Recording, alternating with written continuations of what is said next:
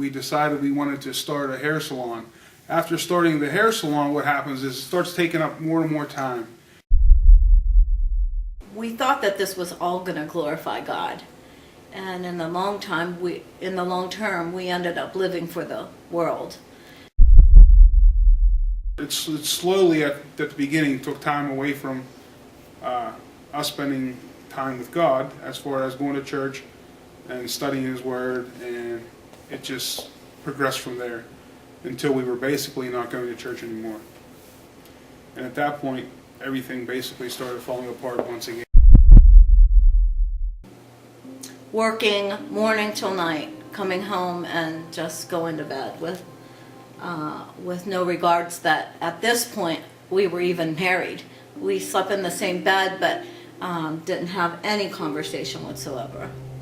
Our communication basically fell apart, and we were just living together. That's basically what the easiest way to sum it up.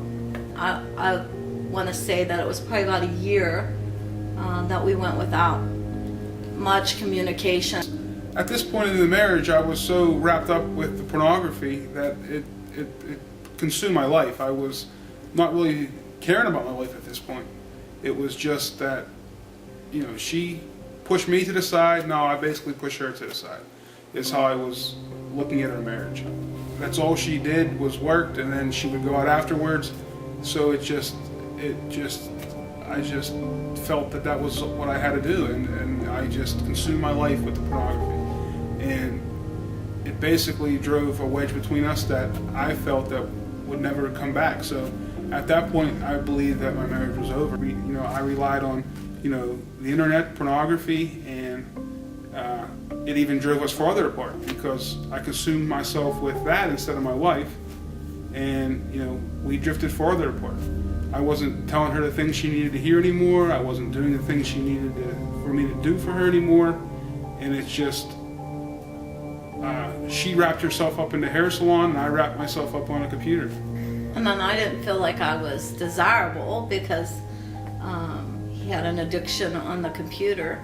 So my evenings, rather than staying at home, I went out with girlfriends and wanted attention from other men. If someone paid attention to me and told me I looked pretty, or I was flattered by that because I certainly wasn't getting that at home. And being able to talk at that point, I felt like I felt like our marriage wasn't getting anywhere. So at this point, I wanted the marriage to end. I didn't want him to even live in the same house with me.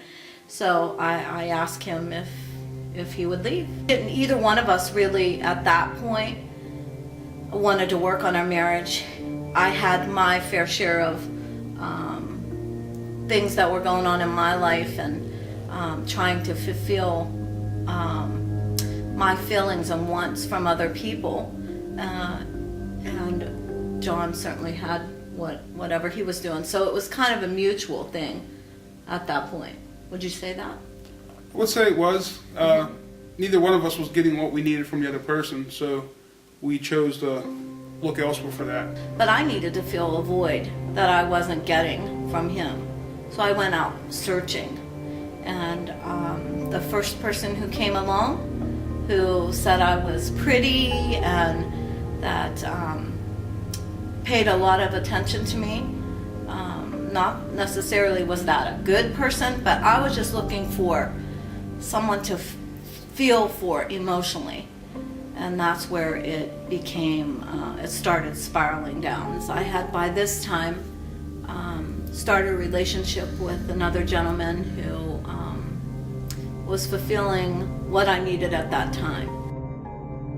So after us talking for several months and realizing that she was wanting to move on, I decided that I would pursue the divorce that she had wanted. So I got a lawyer, I got papers drawn up,